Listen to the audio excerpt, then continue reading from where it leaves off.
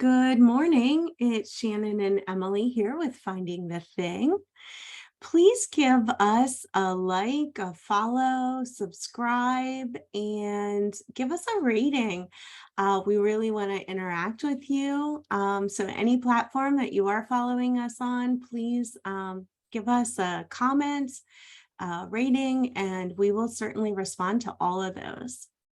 Yeah, I think getting some feedback would be so helpful. Yeah. So today we're going to talk about the Lancaster Balloon Festival. If you listened to last week's episode, we did that hot air balloon ride with Lancaster Balloon Rides. And we're also going to talk about Suicide Prevention Awareness Month, which is the month of September.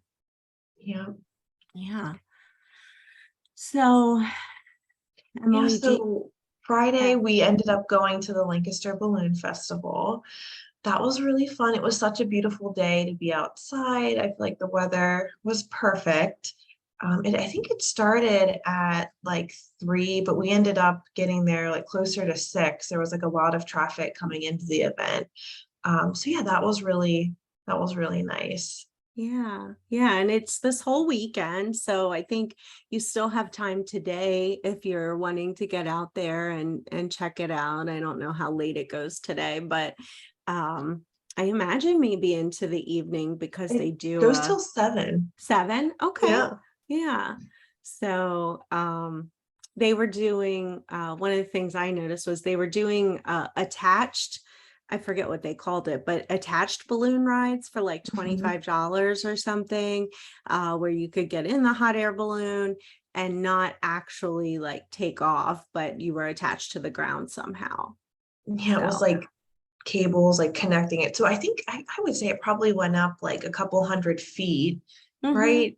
Yeah. And I'm then terrible with measurements like that. yeah, So I me don't know. too. Yeah. But Yeah. that looked cool. That was a cool opportunity for people to try it out. Yeah.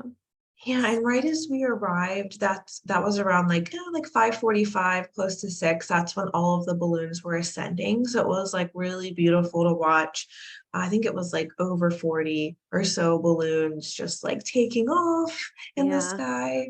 It was really, really cool. That part was cool. And there were just people pulled off to the side of the road, on lawn chairs across the street from where the festival was taking place, just kind of everywhere, trying to get photos of these balloons. So it seems like it is a really cool local event that happens where people just must come and do this, and yeah, really are excited about seeing these balloons. And there were so many different patterns on the balloons, and they were really beautiful. There were quite a few rainbow pattern balloons. And do you remember any, Emily? Yeah, there were rainbow ones. There was a big smiley face one, which I really liked. And then there were 2 that were not like the typical balloon like shape. They were like one was more rectangular. I think another one was more square, which really surprised me because I would think that you would need that shape to like really function once Yeah. it's ascended. But apparently, yeah, it could be any shape, which was really neat. Yeah. I remember there was a really weird shaped one. Mhm. I don't even know what shape I would call it. It was like Like, the rectangular one that was like pointy in yes, the corner. it was like Yeah. partially rectangular or something, but it like came to a point. It Yes. was very strange. Yeah. So, but those are so cool. And then they had a balloon on the ground that was like open, and you could go inside of it, and there were kids in there playing, and there was an old woman in there. She was like walking around. I'm not sure what she was doing. I sort of thought she was like metal detecting is what it made me think of, but Yeah. I don't think she was. Do you remember seeing her, Emily? Yeah, because I believe she had a cane and it looked like she was perhaps like tapping around trying to find Yes. something. Yeah. So that's what made me think she was like metal detecting, I think. Yeah. And but we went in there, and that was really cool. And it just kind of glowed, like it was like the coolest colors, and it had a big Mhm. parrot on the side, and it was really pretty. Yeah. And I think just to be able to see the size of the balloon, because I had not really thought about this a whole lot before we started this whole process, but it is pretty magnificent to see how big it is. And like, I mean, it's Mhm. ginormous. It is huge. Yeah. So, yeah. And I think, I was at the chiropractor the other day and I was talking to him about us going on the hot air balloon ride. And I thought what was interesting was he had the same assumptions that you and I had Mm, about what a hot air balloon ride looked like, that the basket was big and open and you were able to walk around while you were up there. right. He didn't know about the heat.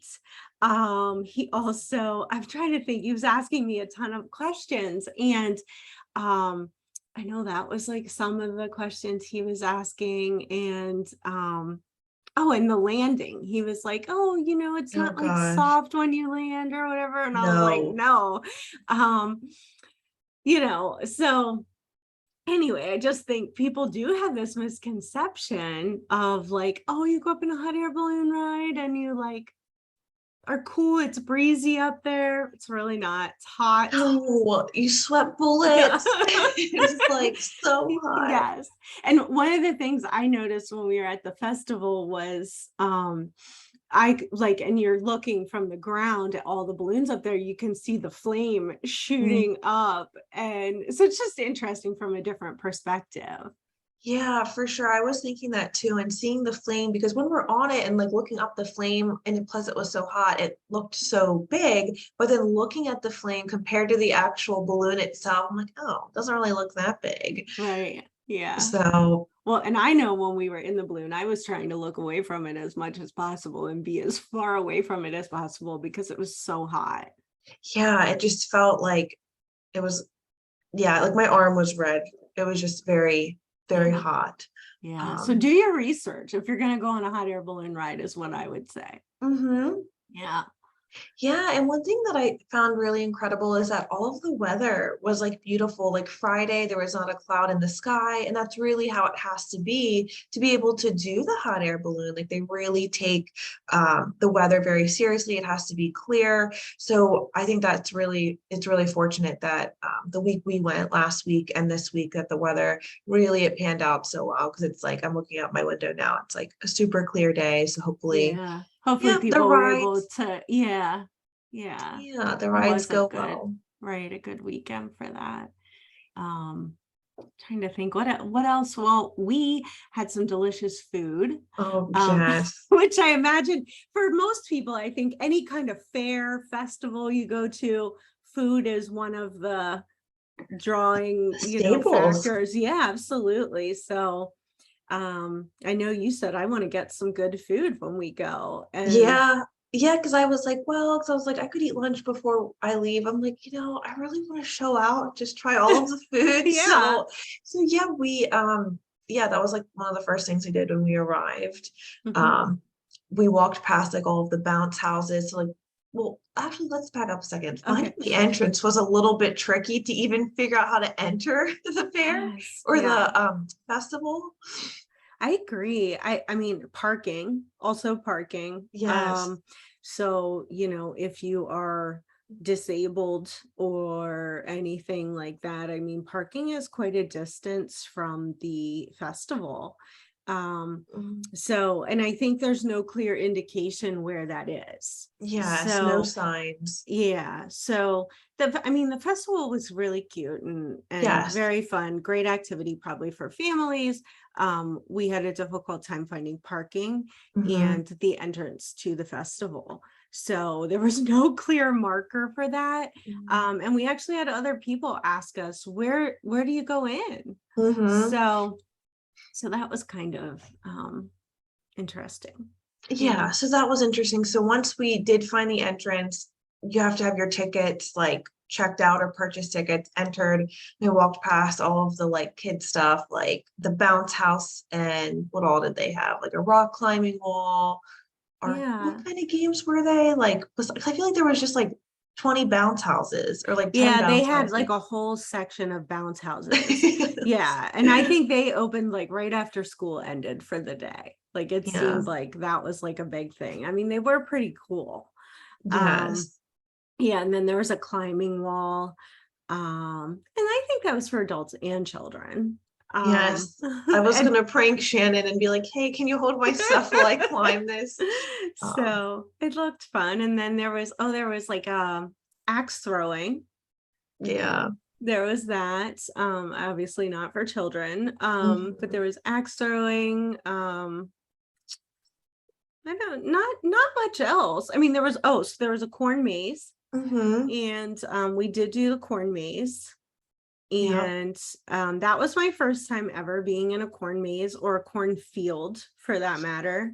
I, Wow. I You've mean, grown up in Pennsylvania and not yeah. been in a cornfield. Well, I think I've been in like a cornfield because I've done photography for a long time and I love fields. So I think Mhm. I've like walked to a cornfield or had a cornfield behind someone, things like that, but never like in the middle of a cornfield. Right. At least that I recall. This was different, a very different experience. Mhm. So it was Yeah. cool. I thought Yeah. it was neat. Yeah, that was really cool. And they had like a hayride too. So like, yeah, there were some other things. The corn maze was really fun. And they have like a map that you can use, but I'm not sure how the map, I mean, it was very hard to follow. Yes. Yeah. It looked So, like the map had like what was it, like a buggy, like for a horse and buggy, and then like yeah. a two balloons drawn into the corn maze. I mean, I don't know if that was legit what was in that cornfield or or what. Well, I saw a photo yesterday that was shared like from above. They had Yeah, taken a picture of the cornfield and that was actually, yeah, in the it. layout. That's so beautiful then, if that was Hmm. actually because it once you were in there, it was like impossible to tell what maze you were going through. Yes, it was hard. It was challenging. Very. Yes. Oh, it was so cute though, because we did see a lot of children. Some children were just kind of running through, having a good time. Then other children were trying to use their map. It was just, I Yeah, found it to be so precious. it was cute. Yeah. Yeah. So, So yeah, so there was that stuff kind of on the outside, but then you can enter like all the food and yeah, there were quite a few options for delicious foods. yeah, let's talk about that. But before we do, there is a stage for Oh, music as well. Like, yes. so you come out of the corn maze, there was like a big stage for music, and there was live music playing the whole time. I don't know the name of the band when we were there. No, and I was They trying were to pretty find it great. online. Yeah, Yeah, I mean, they had a banjo, like I love the banjo. So they were playing, and I don't really know who they were, but they no, had some good sounding stuff. People had lawn chairs, were sitting out there. So that looked like a fun time too. yeah, definitely. But yeah, I don't know why they don't have the names because I can't find the names of any of the bands. I think Okay. was it one band or was it more than one band? I don't know. I don't know. And I don't know throughout the weekend if it was like multiple bands or Right. how that works. So, but there was that, and then that over there is where the balloons were taking off, Mm-hmm. and then they were going to have them like ascend, I guess, or descend, and then have a glow, like where Mm-hmm. the balloons glow. We did not stay that late, Right. because we go to bed early, Yeah, but yes. so that was too late for us. But so I don't know if they land there again, like I guess so. Since we didn't stay for it, we don't know, but I know when we took our ride we landed in a different area than when we took off, so I find it hard to believe that they would all land there. Right. So Yes. maybe I they think so too. maybe there's other balloons that they set up or something. I don't know. Yeah, I'm Yeah. not sure because I think that's a good point. I didn't think about that because the likelihood that they could all land in that area, all of them at the same time, Right. but maybe it's possible. I guess, but yeah. So yeah, so then we headed into that food, Oh, yeah. and yeah, so we hit up the burger truck. Albie's, I think it was just called Albie's food Yeah, truck. Yeah. Amazing. very delicious burger. I had a surf and turf burger. So it was a lump crab cake, truly lump crab cake. Just crab meat. So good, because I really hate crab cakes that have any kind of filler in them. And Yeah. this was really just like basically a lump of crab on top of my burger. And really, really delicious. Very messy, really good burger. Yeah. Yeah. And there was a pretty long line, but it was honestly so worth it. Like, I feel like the burger I just got like a classic burger and added a little bacon, and it was so good. Like, it just tasted so fresh. I mean, Mhm. I Yeah, would rate it like a, the meat was excellent, I thought, because I'm really yeah. picky about my ground meat. Hmm. I don't know if they said anything about what kind of meat they used or anything like that, but it was pretty good. Yeah, definitely. It was like it tasted very fresh. I would rate it like a 9 out of 10 because I was a little reluctant to like eat at the first place, like the first food truck, Oh, but it was so worth it. I think it was a good choice. Yeah. Yeah. And I feel like I've seen that food truck in other locations in central Pennsylvania. Okay. I Yeah. don't know that I have, but there were other food trucks too. Like, you know about the waffle truck. You said there were like Hmm. stuffed waffles. Yeah. It I could be don't like know. stuffed waffles or like waffle sandwiches. And it's just they get super creative. You can get like sweet ones, or even like waffles with chicken or meat, or I think even like burgers with waffles. Okay. Yeah. Yeah. I was wondering what it was called. I saw like on the thing it said stuffed, like I wasn't sure if that was the name or something because it Okay, said stuffed maybe. waffles. I didn't know. But sounds kind of good. And then there was like a taco truck or something. Hmm. And Donut truck. yeah, and something Oh, else, some other stuff, some barbecue, I yeah. think. Then there was Crabs.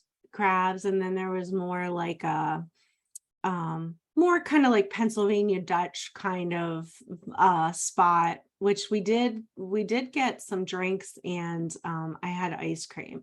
That Hmm. was Bird in Hand Creamery, and Hmm. it was pretty excellent ice cream. I mean, I hadn't heard of them before, and I really do like my ice cream, so I know a lot about ice cream places. But Yeah. I had a whoopie pie ice cream, and it was good. It had chunks of whoopie pie in it. So Yeah. pretty delicious. Yeah, I feel like the best of both worlds, some ice cream and some whoopie pies. Yeah. Yeah. Yeah. And then they had homemade root beer in glass bottles. And so I got one of those because it was reminding me of when I was a kid, we used to make root beer. Um, I was like trying to remember what that was when we made root beer, and I looked it up to try to remember.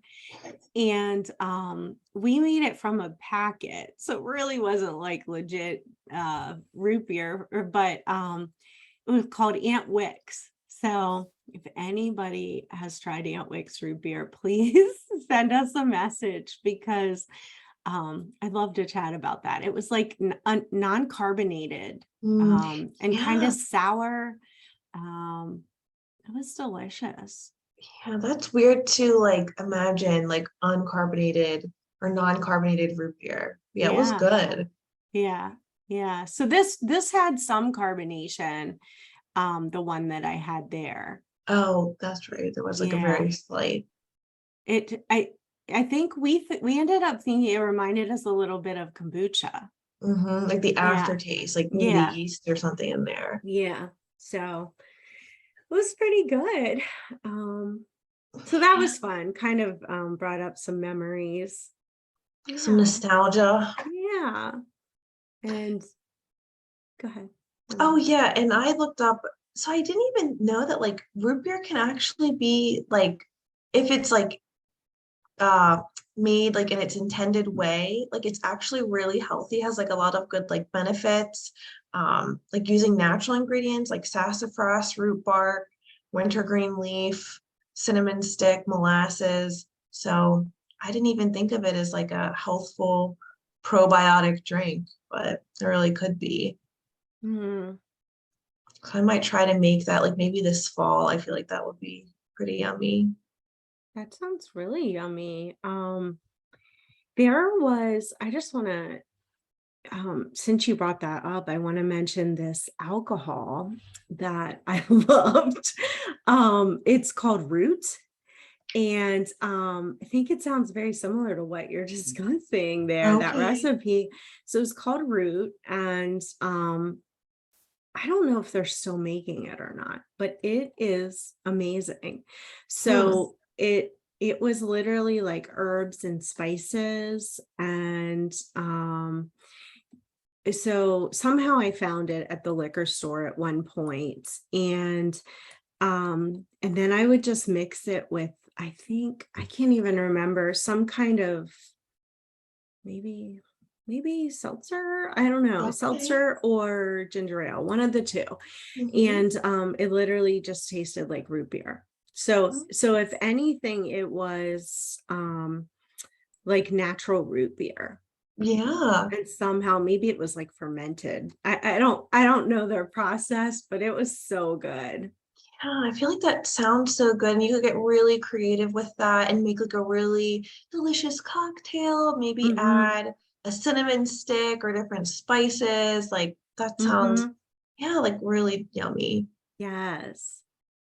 So I was trying to look for something to talk about with that, but I don't see it. So Okay. Yeah, I've never heard of the roots, but maybe yeah, next time. Well, I don't go to the liquor store very often, but if I'm in there, maybe I'll try to look for it. yeah, it was really good. Yeah. So and then you had some of these mini donuts from the one food truck. Yeah, they were so good. I'm Yeah, like, they looked it. yeah, like I'm typically not like a donut person, but these really fresh ones, like when they're warm, and I guess they're like more like cake almost. They taste more like cake, and then they're like crispy. Yeah, they were so good. I got like a 3 count, but then they gave me an extra one. Um, they were like chocolate syrup and then espresso sugar, which tasted like kind of like coffee grounds with sugar, which was so good, and then chocolate sprinkles. Hmm, it sounds good. Yeah, they looked good and they were fresh. I mean, they literally just took them out, handed them Yes. over. Yeah, They were so good. I was so full. I mean, because all the food was so delicious, but it was so worth it.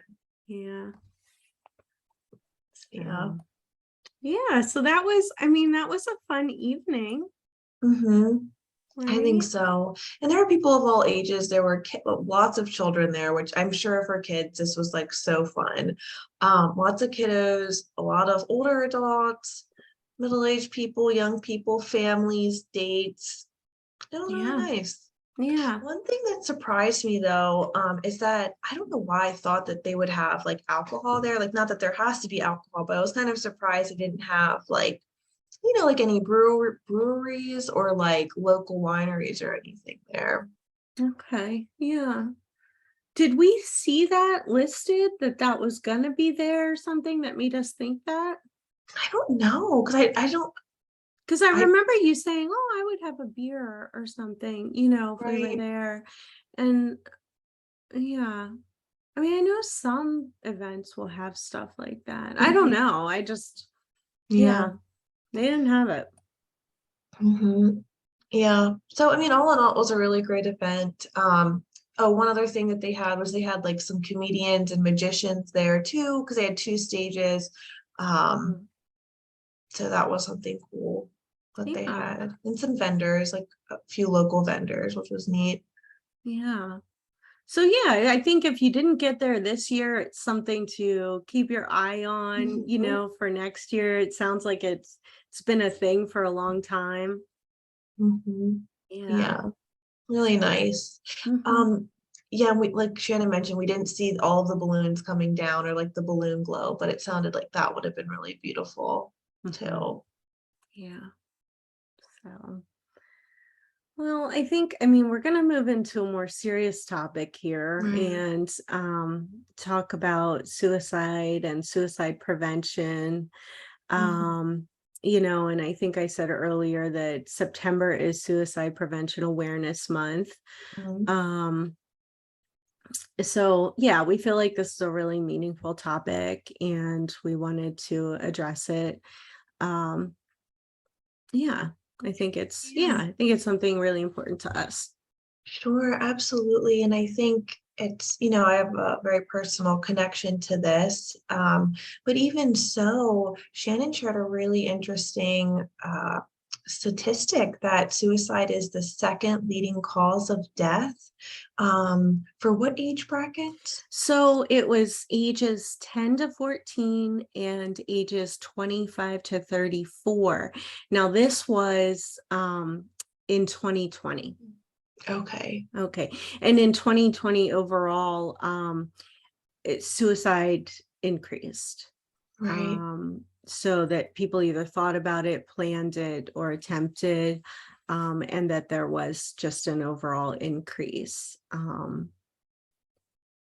So it was the leading cause of death in the US in 2020. Wow, the leading cause of death. Yeah. Yeah. A leading cause of death. This is according to the CDC. Right. With 45,979 deaths in 2020. Yeah. Yeah. Oh, that gives me chills because I think that is like, I mean, if we go back to 2020, that was such a difficult It year. was so difficult. Yeah. And I know that comes to, so one of the things they made as like a graphic here is that equals one death every 11 minutes. Mm, yeah. Wow, that's really heavy. It is really heavy. Yeah. Mhm. Yeah. So, but I know I was really alarmed to see that age range. I mean, not that it's not alarming, like any age range, but Or 10 to 14, when I think yeah. about 10-year-olds taking their life Mm, by suicide, that really, I just, wow. yeah. Yeah. Yeah. I just think, wow, I think times are just really different for kiddos, like thinking of all of the different aspects of their life, like social media and just all these other Hmm. things. I mean, maybe it's always been that prevalent, I wonder, but yeah, I feel like that is, Bullying, yeah, yeah, all kinds of things. Yeah. yeah, it is, yeah, so heartbreaking and I was just going to add another yeah. piece to that, like sexuality too. Mhm. I think as there are for young people, like I think a higher rate of suicide in the LGBTQ community. Mhm. So, Yeah, absolutely. Yeah, I think it is really hard for a lot of young people. mhm, Sure.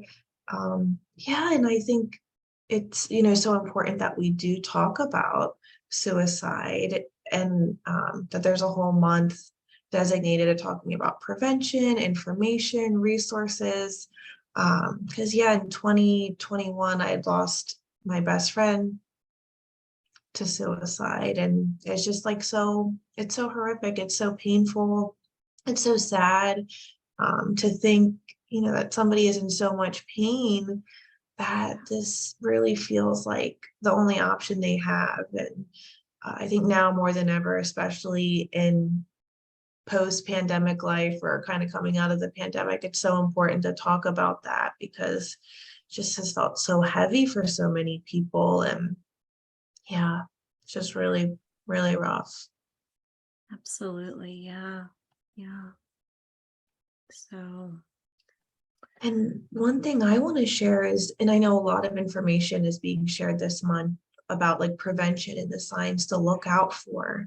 And being somebody who, was in a situation like this, I certainly saw the signs, but when you're in it, like being from the outside looking in, I could see the signs so clearly now. But when I was in it, it almost felt surreal. Like you just have this person that you love so much, and um, you just never would think that this was an option, or oh, they would never do something like this. And I don't know that I was even picking up on the signs.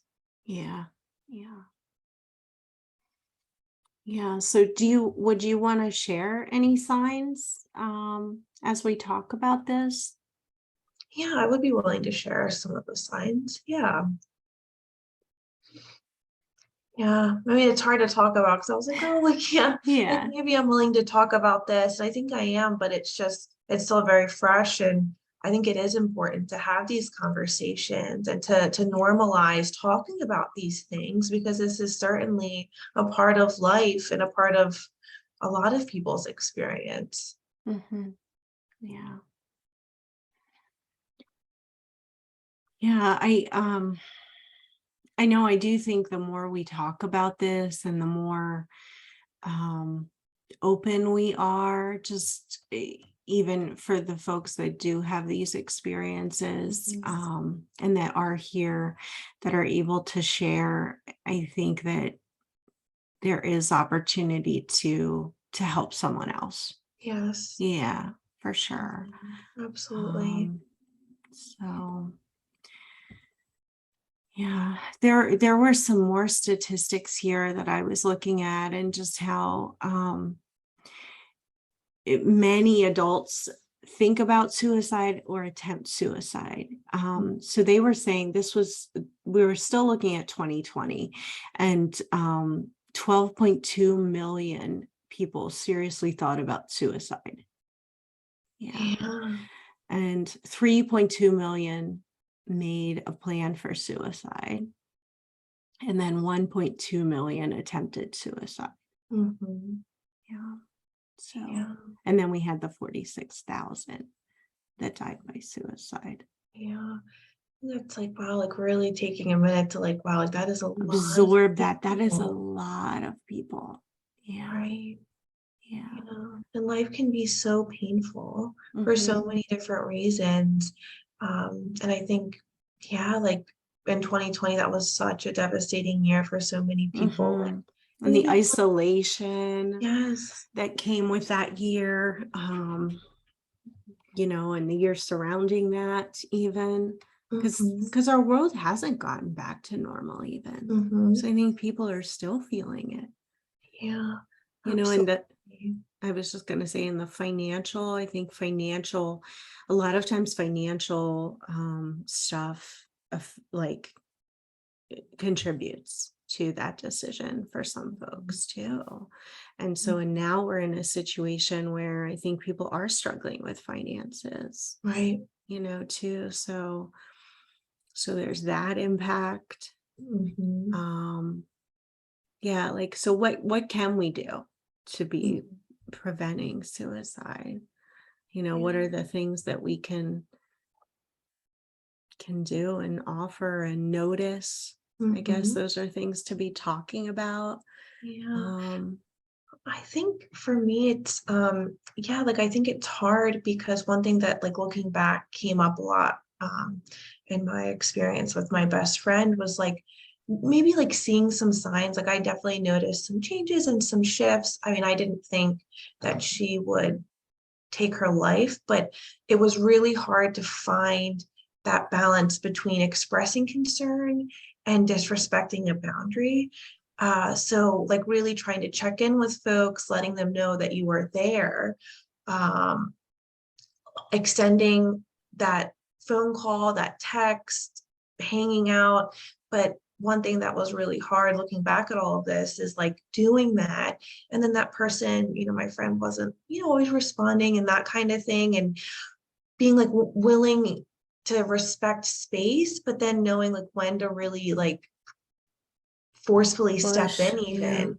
Yeah. So I think that's really hard, but I think just like really just being there. And I can look back at this experience, and I even reached out to her the night before she died, and just really being there, little check-ins, extending that offer to spend time together. I think that's really helpful. But it can feel really hard when somebody doesn't and Hmm. can't express that or take that offer up. Right, right. Yeah. So yeah, I think really just one thing that I really had to do is like instead of asking like how are you, like just really just sharing, like trying to text like inside jokes, funny memories, like other things, to shift the focus about like how are you, because I think that can be really hard for people to answer Hmm. when they're struggling. Yeah. Yeah. So, so I think, yeah, like helping to decrease isolation for Mm-hmm. people, making connections, you know. Mm-hmm. Um, Yeah, maybe even sharing information on resources for like mental health services, offering to call together. For sure, absolutely. And I think one of the things that probably, impacts some of this too is just, I think in 2020, too, there were, when we're talking about these really big numbers, there was such an impact to the mental health system as well, where there were shortages Mm, of like people didn't have access to, I think, I yeah, don't know. I think there were just astronomical wait lists for mental health treatment. literally And months, years. yes, yes. Like I can remember having a waiting list myself, that was like a year long. And so people not being able to get treatment. And Right, so I think one of the things we can do is just continue to provide access to treatment, and right, people, choosing this field, choose right, choose to choose to be a mental health provider, right. if you're thinking about going to school, like all of that kind of stuff. I mean, Mhm. you know, um, Yeah, and I yeah. think normalizing like the struggle, like life can be so incredibly painful and we all go through hardships and difficulties and at some points we all need therapy, and just really normalizing, like asking for Mhm. help and getting Right. help. Yeah. Yeah. So I know there's different programs out there like to help with suicide prevention. Yeah, there's crisis Mhm. intervention lines. Yeah, and And there's now actually are you gonna say the new number? I was, yeah, you go Yeah, ahead. You go I ahead. think what is it, 988? Yeah, so Like there's a text or new, call it. yeah, so definitely, that's nice to just have this 3-digit number, because I can remember, before it was like this 800 number or something, Mhm. and like, who wants to have to remember that? Right, like that's so long. Yeah, Yeah, so this yeah, makes a lot of sense that they shortened it. yeah, it's awesome, actually. Mhm. So, One thing I think too that I just like knowing, like learning more about suicide is just really trying to soften some of the language surrounding it. mm, Like really trying to use, like not use phrases like committed suicide. And I mean, I've even used that at points, like just not knowing, mhm, but like by saying like somebody died by suicide or something like that feels very different because when we think about like committing suicide and then language like committing a crime, there's still like a lot of um like I'm just trying to think of the word to describe it, like different things associated with commit, like committing a crime, committing a sin. And it's like mhm, if we could really soften it, like people are really just trying to feel better and they they died by suicide. Like this is, I mean, it's just a tragedy and it's I think sometimes people can be very harsh in the way that we speak and think about this, like it's a sin or it's wrong or it's people are doing this to their family or how could they do this to other people when it's like right. Like it's really not selfish. Like I think no, that's one of the biggest things. Yeah. right? It's I so far hear. from it. Yeah. So I think it's people reach a place where they're feeling like there's no other option to get Right. relief. Yeah. Right. And they just want the pain to stop and they truly don't want their loved ones to be in so much pain. Yeah. So. Yeah, yeah, it is just so hard. And I think it's yeah, people just really want to feel better and they want that relief and yeah, it's just a lot. Mhm. Yeah. Yeah. Oh, Yeah. so thank you I, for sharing. Yeah. yeah, absolutely. It's still Yeah. really hard to talk about and sometimes I'm like, oh, like maybe I can share more at some point or talk about Mhm. it more, but it is just so like fresh and it's just so hard and it's just so devastating because my friend, my very best friend, like she's not someone I ever would have thought would ever Yeah. do this because she was, I mean, I know she struggled at different points and during the pandemic, I think a lot of people struggled. So I knew that, but she was really the most beautiful, bubbly, extroverted, kindest person, funny, loved to be like around people. And it just shows like, yeah, people get really good at concealing things, and you Yeah. just you just wouldn't like, I would think somebody who is suicidal is somebody who's like telling people, like, I just, even someone being in the mental health field, like, working with folks who've experienced suicidality and just seeing different things, like I just think I thought myself of all people would be able to see this for what it is better, and I Mm-hmm. didn't. So I think just really knowing, like, even people that look really okay Yes. to do this. When I think a lot of times people look like they're doing better, and then that occurs, Yeah. is something that I've learned throughout the time I've had in the field, that a lot of times people will appear to be doing better, and then yeah, and then they Mm-hmm. will, take their life. Yeah. So, which I know seems so confusing, but Right.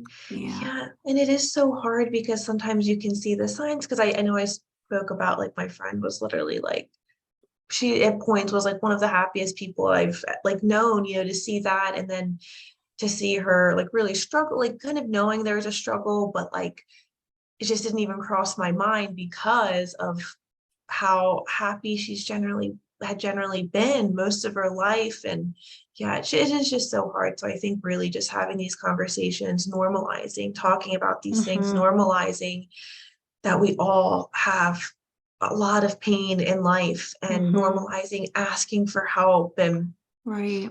And just really, oh, go ahead. go, no, you go ahead.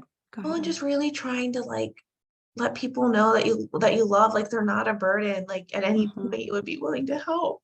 Yeah, for sure. Yeah. So that was kind of what I was going to say, that there is help, and there are people that care and love you, and yeah, just talk to someone, reach out, yeah. Um so yeah, we are here. Hmm. So yeah. Yeah, absolutely. And I think, this has like impacted the work I do, because Yeah. I've always been like a social worker working with people. And I think, as painful as this has been, I'm like, well, I really want to, I think this work matters so much, like working in the mental health field and talking about these things, matter. They always mattered to me, but now like more than ever, like I just feel like, you know, just if anything, if I could normalize talking about the struggle and getting help and working Mhm. with people in this capacity, it's like this is life-changing work. And yeah, just trying to remember that, like, maybe I couldn't have helped my friend, but if I could help anybody else, that's Yeah, invaluable. absolutely. Yeah. Yeah.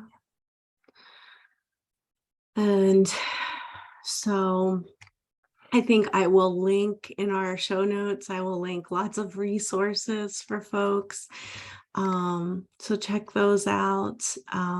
Please, if you want to share your stories at all, um, you could share them on our Instagram, or email them to us. We could repost if you want, or even just share them with us. We will Right. definitely comment and respond. Finding the thing podcast at gmail.com. Sorry, I'm trying to remember our email. But yeah, if you want to email us, anything like that, you can. 988 is the number to Mm-hmm. call or text if you are suicidal, or know anyone that is suicidal. Um, Mm-hmm. yeah. Yeah. So, yeah. Yeah. I mean, it's really hard talking about these things. But yeah, I mean, life can get so much better, and, there is hope. And, you know, I mean, I don't really know what else to say except, Right. you know, really check in with your loved ones. And also, too, one thing I've had to do through this process is like, know, like, I couldn't have saved my friend. And if you know someone that has died by suicide, like really trying not to retrace every step and being kind to yourself through that, because that's been, hard really to try to see this and accept that this has happened. And, we talk about these signs and sometimes it is so hard to see. And, Mm-hmm. when you're in it, and I don't know, it's just, this is such an expansive topic. And I could talk a lot about this, but I think like, yeah, we can all only do our best and just really Right. strive to support people, ask for help when needed, check in, do all of these things. And sometimes these tragedies still happen, Right. you Yeah. know? Yeah. Do you think, should we end here, or would you want to go over, I was thinking if we wanted to, we could go over risk factors. Mm-hmm. Um, Yeah. it might be helpful. I mean, they list them, they're listed online, on the National Institute for Mental Health and the CDC. But I mean, I think it's worth us going over Sure. some of Yeah. them.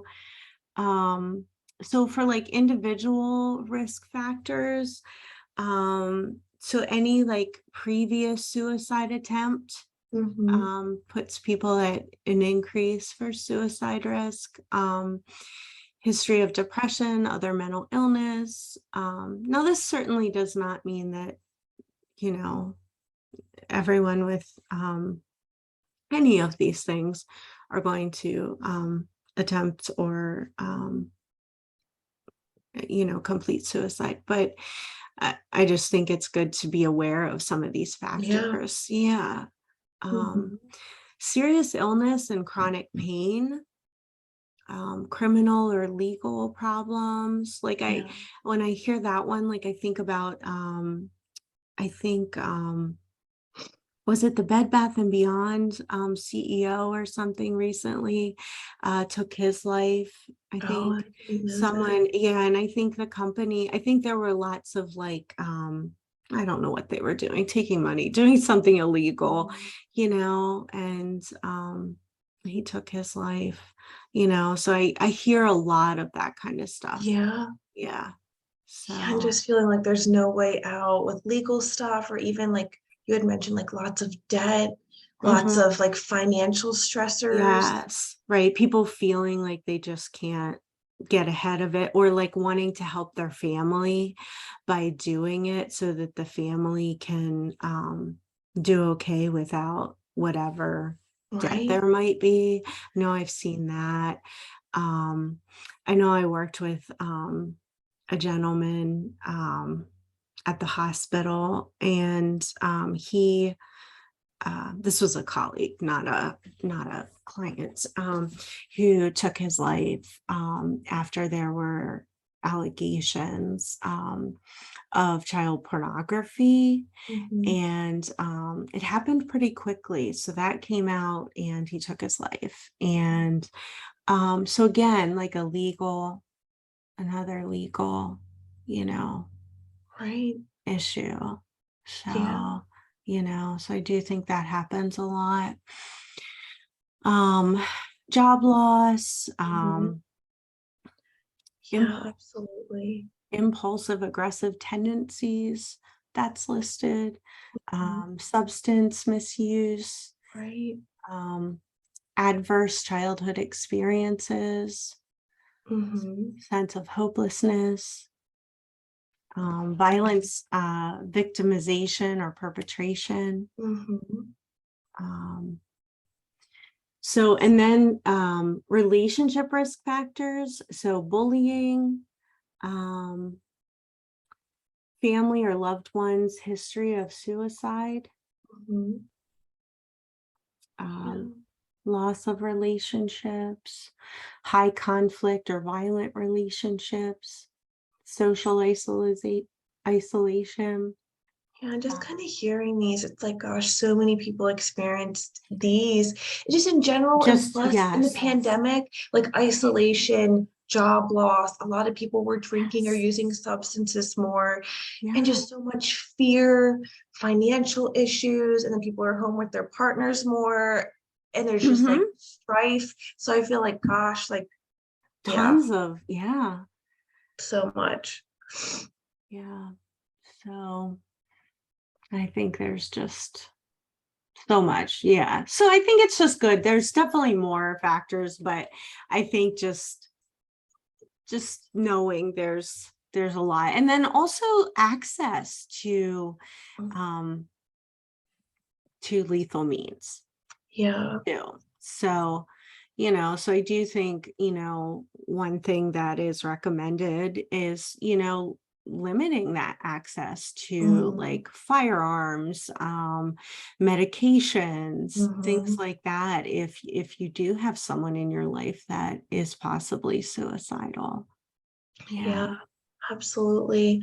And too, like really, it's hard because you want to find that balance between being like overbearing and intrusive and Sure. invasive, but like really, sometimes people might need closer supervision, but it gets so hard. And I think this is one thing that I've struggled with and will always struggle with. It's just like when to really like respect someone's right to autonomy and right to privacy, and then when to like really what's the word I'm looking for, step in. It's so hard, especially for Yeah. people who are adults. It's so Right. hard. And one thing too I would suggest is being in contact with the loved one who is struggling, being in contact with maybe some other family members or friends, or like in a way where you're trying to like really maybe share some information and work together. Because I think too that's one thing that can be missed or lost, is like maybe one person is seeing the person in this capacity and presenting as one way, and then someone else sees these, and then like by really maybe having some conversations, putting things together, and working together to support this person you love could be very helpful. Right. um Yeah. yeah, it is hard, but I think talking about it is really a first step in normalizing getting help. Right. And like we all go through things, and life is so hard, and it's okay to struggle. Yes, it is so hard. I know, and I feel like there's certain communities where, it's less likely people are going to seek help, where people might not get therapy and things like that. And so just figuring out how to make it okay, Mhm. removing that stigma, however we can do that. I mean, I think Right. those are really important things so that people are getting help when they need help. Yeah, So, absolutely. yeah, so thank you guys so much for listening today. And we hope this, is good information for you. Um, we will post some links, in the show notes. And Emily, thank you for sharing your personal Mhm. experience. I hope that's so helpful to someone else. Yeah, Um, absolutely. I know I appreciate hearing it, I really do. And we have here in like another week or so on October 1st, we have the OCD walk Mhm. coming up. So if you guys want to join us and come out and meet us at that, that would be wonderful. It starts at 9 a.m. at New Cumberland Borough Park.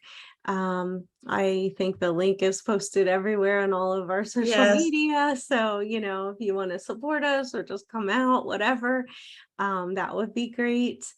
And I'm trying to think if there's anything else. I mean, certainly just like us, follow us on, Spotify, Apple, any of those.